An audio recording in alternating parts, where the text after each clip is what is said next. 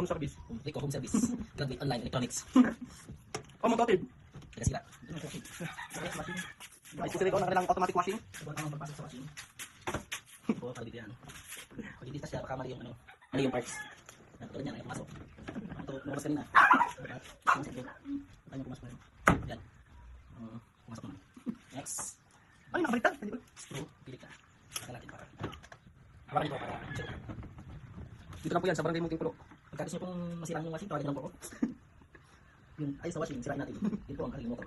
Rico Home Service. Graduate Online. Next. Kapit natin yung mga wires. Kung maalala kung saan ito nakasaksak. Check natin ang ating patunay. Kung kasi po.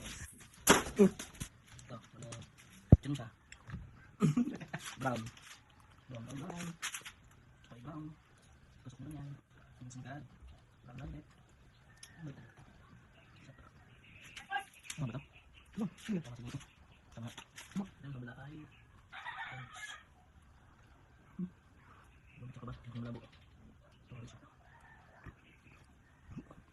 Yan, karat na. Next. Ay, kakapin natin yung kanyang covers. Ito mo po ito ah. Hindi nag-aalaga. Ang matali ito.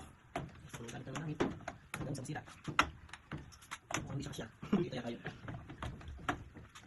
Yung kasya yun. Yun. Hanggang pagkakin, pag mag-lock ang mga lock niya. Pagkatapos, may naiwan, saan to? Patay tayo yan. Lock natin. Yan.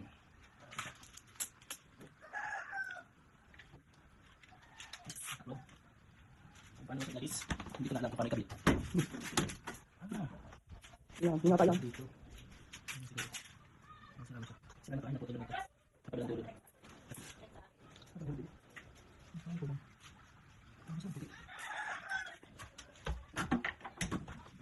Hindi pumasok. Hindi bumalik. Kulang ang parts.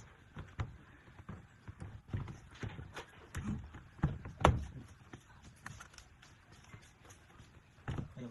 Ayaw. Mukhang may mali dito. Tatanggap. Ganun. Nice ko.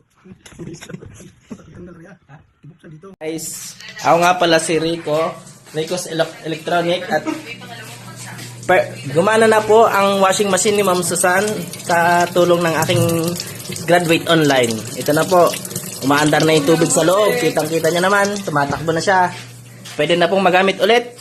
Madam Susan, ano pong masasabi niyo sa ano? Ano pong ano niyo? Magano ka? Mag-shake hands ka sa akin. Ano pong masasabi niyo? Ano pong masasabi niyo?